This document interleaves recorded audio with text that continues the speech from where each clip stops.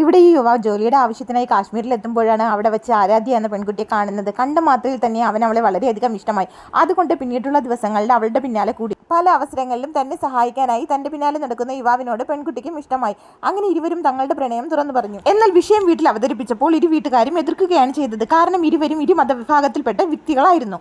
വീട്ടുകാരുടെ അനുവാദത്തോടെ ഈ വിവാഹം നടക്കില്ലെന്ന് മനസ്സിലാക്കിയ ഇരുവരും സ്വന്തം ഇഷ്ടപ്രകാരം വിവാഹം ചെയ്ത് ജീവിക്കാമെന്ന് തീരുമാനിക്കുന്നു. വിവാഹത്തിന് ശേഷമുള്ള അവരുടെ ജീവിതം വളരെ സന്തോഷങ്ങൾ നിറഞ്ഞതായിരുന്നു. എന്നാൽ വർഷമൊന്നും കഴിഞ്ഞിട്ടും അവർക്ക് കുട്ടികളൊന്നും തന്നെ ആയില്ല. ഇതിൽ അവൾ വളരെയധികം വിഷമിച്ചു.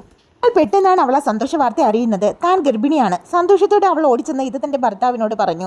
അങ്ങനെ ഇരുവരും ഹോസ്പിറ്റലിലേക്ക് എത്തി. എന്നാൽ ആ പ്രഗ്നൻസിയുമായി മുന്നോട്ട് പോകാൻ സാധിക്കുകയില്ല എന്ന് ഡോക്ടറിൽ നിന്ന് അറിഞ്ഞതോടുകൂടി ഇരുവരും വളരെയധികം വിഷമത്തിലായി. ഇതിനിടയിൽ പെൺകുട്ടി ഗർഭിണിയാണെന്ന സത്യം നായകന്റെ കൂട്ടുകാരൻ ഇരു വീട്ടുകാരെയും അറിയിച്ചതിനെ തുടർന്ന് ഇരു വീട്ടുകാരും പെൺകുട്ടിയെയും നായകനെയും കാണാനായി അവരുടെ വീട്ടിലേക്ക് എത്തി. വീട്ടിലെത്തിയ പെൺകുട്ടിയുടെ അച്ഛനോട് നായകന്റെ അച്ഛൻ ചോദിക്കുകയാണ്, നിങ്ങളുടെ ജാതകവും മറ്റുമൊക്കെ എവിടെ പോയി? ഇപ്പോൾ ഇരുവരും സുഖമായി ജീവിക്കുന്നത് കണ്ടില്ലേ എന്ന്. എന്റെ അച്ഛനെ എല്ലാവരുടെയും മുന്നിൽ വെച്ച് അപമാനിക്കുന്നത് കണ്ട് സഹിക്കാനാവാതെ പെൺകുട്ടി ഒടുവിൽ ആ സത്യം തുറന്നു പറഞ്ഞു. ഇത് കേട്ടതും പെൺകുട്ടിയുടെ അച്ഛൻ ചാടി എണീറ്റ് പെൺകുട്ടിയും യുവാവിനെയും കുറ്റപ്പെടുത്താൻ തുടങ്ങി. ഞാൻ അന്നേ പറഞ്ഞതല്ലേ ജാതകത്തിൽ ചെറിയ പ്രശ്നങ്ങളുണ്ടെന്ന്, അതിന്റെ ഫലമാണ് ഈ കാണുന്നതൊക്കെ. അല്പം കഴിഞ്ഞ് ഇതേ പ്രശ്നം പറഞ്ഞ് യുവാവും പെൺകുട്ടിയും തമ്മിൽ വഴക്കാവാൻ തുടങ്ങി. എന്തിനാണ് ഇത്രയും സന്തോഷമായ ഒരു അവസരത്തിൽ നീ അത് പറയാൻ പോയത്?